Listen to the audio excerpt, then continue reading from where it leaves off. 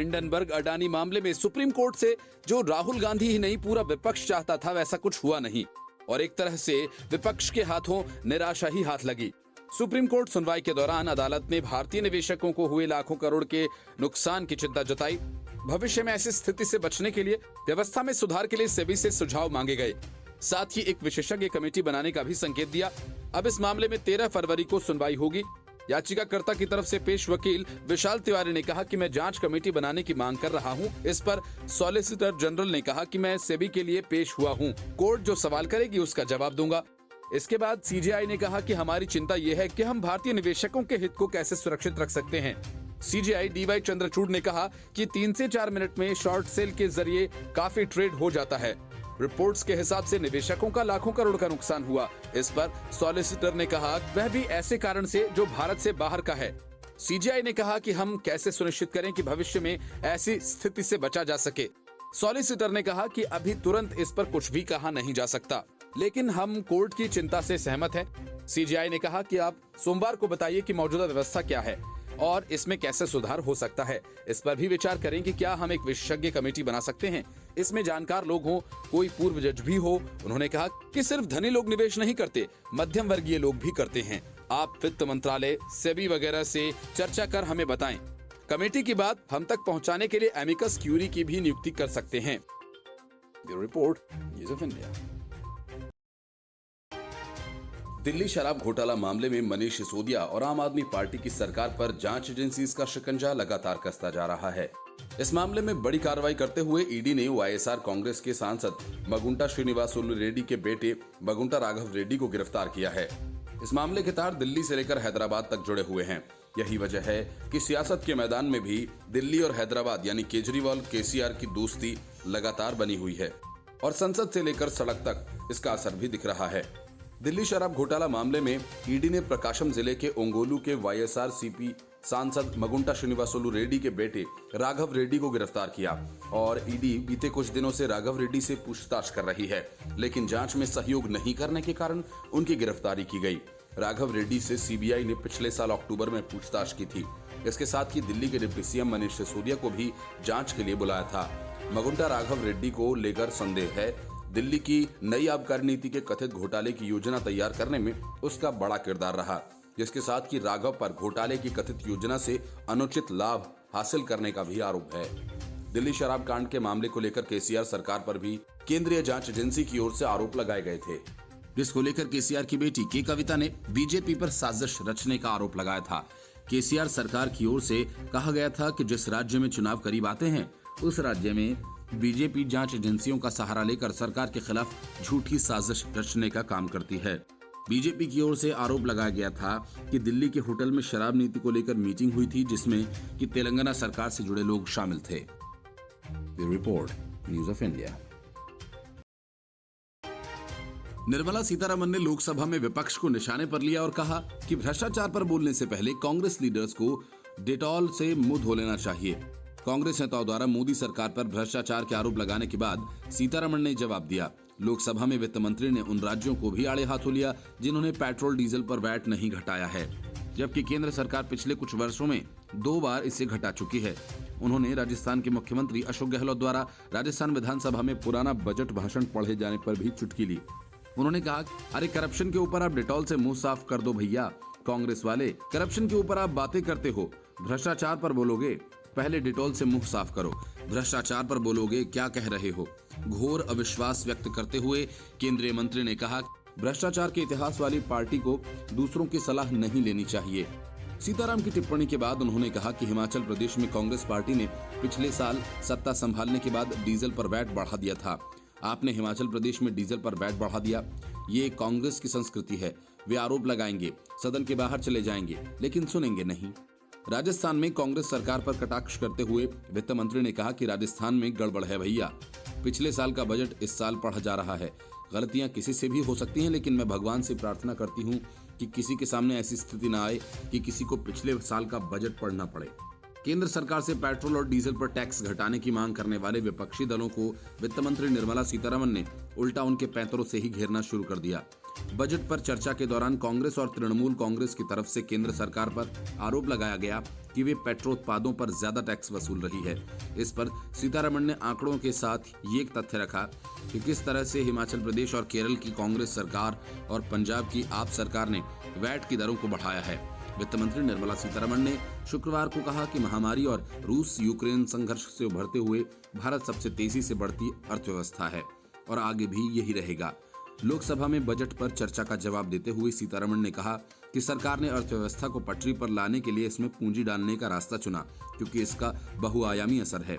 सीतारमण ने कहा कि नया टैक्स सिस्टम आकर्षण है, जिसमें इस बार बजट में 7 लाख रुपए तक की आय पर कर छूट देने का प्रस्ताव किया गया। उन्होंने कहा कि इससे लोगों के हाथ में खर्च करने के लिए पैसा ज्यादा रहेगा। जेल में खेल कर रहे मुख्तार अंसारी के बेटे अब्बास अंसारी ऐसे फंसे कि उनकी पत्नी भी अब जेल के अंदर चली गई।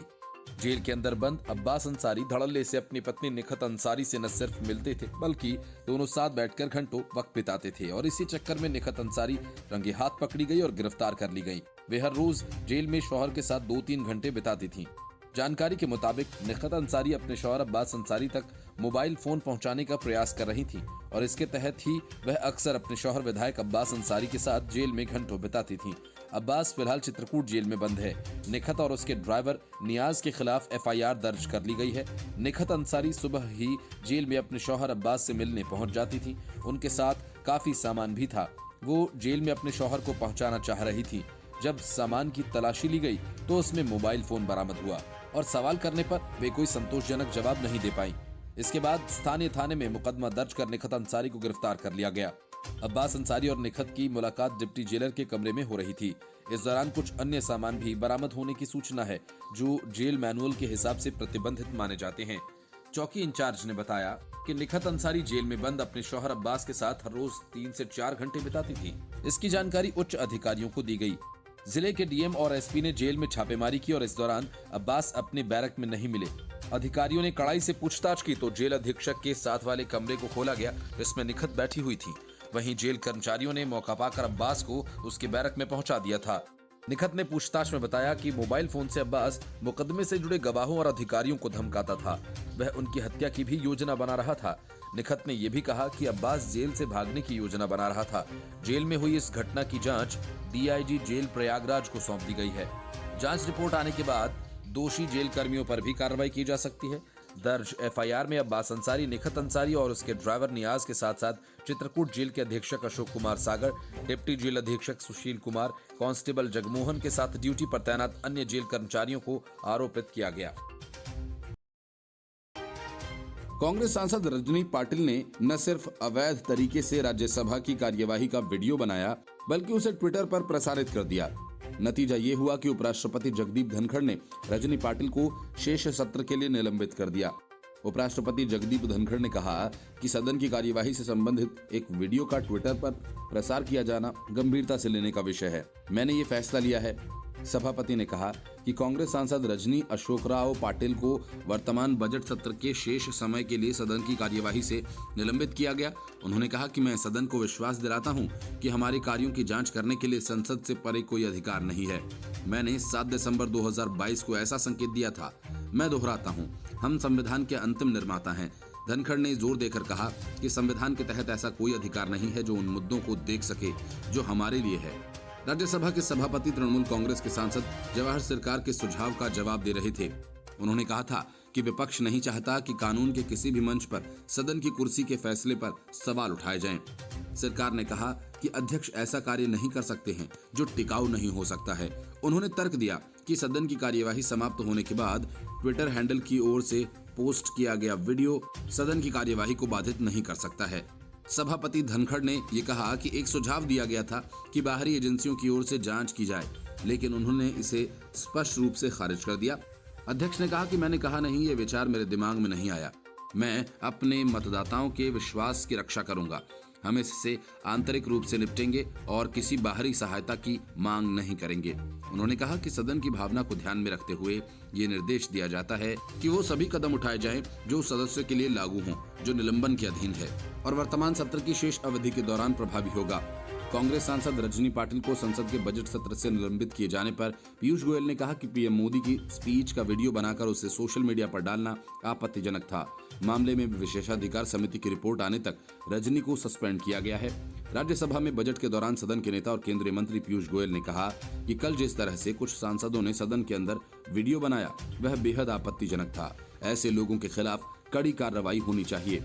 इस पर राज्यसभा के सभापति जगदीप धनखड़ ने कहा कि यह मेरे संज्ञान में आया है, मैंने इसे गंभीरता से लिया है। इस सदन की गरिमा बनाए रखने के लिए जरूरी है कि कार्रवाई हो, वह भी तब जब शुरुआती तौर पर हमारे पास सबूत हैं। कांग्रेस के वरिष्ठ नेता मल्लिकार्जुन खड़गे ने कहा कि बिना जांच के किसी के खिलाफ कार्रवाई नहीं होनी चाहिए। सांसद रजनी पाटिल को सस्पेंड दबाव में किया गया है। प्रधानमंत्री नरेंद्र मोदी राष्ट्रपति के अभिभाषण को लेकर हो रही चर्चा पर जवाब दे रहे थे। इस दौरान सदन में विपक्षी दलों के नेताओं ने नारेबाजी करते हुए हंगामा किया। इसका वीडियो बनाकर पाटिल ने सोशल मीडिया पर शेयर कर इसे वायरल करवाया। अरविंद केजरीवाल को उपराज्यपाल वीके सक्सेना ने एक और बड़ा झटका दे दिया है। एलजी वीके सक्सेना ने आम आदमी पार्टी के प्रवक्ता जैस्मिन शाह, सांसद एनडी गुप्ता के बेटे नवीन गुप्ता और अन्य व्यक्तियों को निजी स्वामित्व वाले डिस्कॉम और टाटा की एनडीपीडीसीएल के बोर्ड में सरकारी नॉमिनी के रूप में तत्काल हटाने का आदेश दिया। एलजी विनय कुमार सक्सेना ने दिल्ली की 2 प्रमुख बिजली कंपनीज के बोर्ड में दिल्ली सरकार की ओर से नॉमिनेट किए गए लोगों को हटा दिया है। एलजी ने सरकार के नॉमिनी के रूप में प्राइवेट लोगों की नियुक्ति को पूरी तरह गलत और असंवैधानिक बताते हुए इन लोगों को बोर्ड से हटाने का निर्देश दिया। इनमें आम आदमी पार्टी के राज्यसभा सांसद ND Gupta, Delhi dialogue and development commission के vice chairman Jasmine Shah, Umesh Tyagi और जेएस देसवाल शामिल हैं। एलजी सक्सेना के अनुसार डिस्कॉम बोर्ड में आम आदमी पार्टी के नेताओं का नामांकन हर रूप में अवैध था, क्योंकि कानूनी प्रक्रिया का पालन नहीं किया गया। एलजी ने ये निर्णय 26 सितंबर 2022 को एक शिकायत के आधार पर दिल्ली बिजली विभाग और मुख्य सचिव द्वारा सौंपी गई जांच रिपोर्ट पर निर्णय लिया। एलजी वीके सक्सेना ने इन लोगों को हटाकर उनकी जगह सरकार के वरिष्ठ अधिकारियों को नियुक्त करने का आदेश दिया, जैसा कि पहले भी किया जाता रहा है। उपराज्यपाल के इस कदम से दिल्ली सरकार और एलजी सक्सेना में तकरार एक बार फिर बढ़ सकती है। एलजी सक्सेना के इस आदेश पर प्रतिक्रिया देते हुए आम आदमी पार्टी ने कहा कि डिस्कॉम के बोर्ड से जैस्मिन शाह और नवीन गुप्ता को हटाने का एलजी का आदेश अवैध और असंवैधानिक है। एलजी के पास ऐसे आदेश जारी करने की शक्ति नहीं है, केवल निर्वाचित सरकार के पास बिजली पर आदेश जारी करने की शक्ति है। ये सुप्रीम कोर्ट के आदेश का मजाक है। Report news of India. प्रधानमंत्री नरेंद्र मोदी ने राज्यसभा में अपने भाषण के दौरान गांधी परिवार को नेहरू सरनेम नहीं लगाने को लेकर घेरा। पीएम के इस सवाल का जवाब सोच समझकर देने रणदीप सुरजेवाला सामने आए, लेकिन जिन तर्कों के सहारे उन्होंने गांधी परिवार का बचाव करने की कोशिश की, उन्हीं तर्कों में गांधी वाड्रा परिवार और उलझकर रह गया। रणदीप सुरजेवाला ने कहा कि पीएम मोदी को भारत की संस्कृति की जानकारी नहीं है। उन्होंने पूछा कि भारतीय संस्कृति में नाना का सरनेम कौन लगाता है। हालांकि इस दौरान सुरजेवाला शायद ये भूल गए कि रॉबर्ट और प्रियंका वाड्रा के बेटे रेहान का पूरा नाम रेहान राजीव वाड्रा है। रणदीप सुरजेवाला ने कांग्रेस अध्यक्ष मल्लिकार्जुन खड़गे के साथ एक प्रेस कॉन्फ्रेंस का आयोजन किया। इस दौरान पत्रकारों ने उनसे प्रधानमंत्री द्वारा राज्यसभा में पूछे गए सवाल पर जवाब मांगा। रणदीप सुरजेवाला ने पत्रकार के सवाल का जवाब देते हुए कहा कि प्रधानमंत्री को भारत की संस्कृति की जानकारी नहीं है।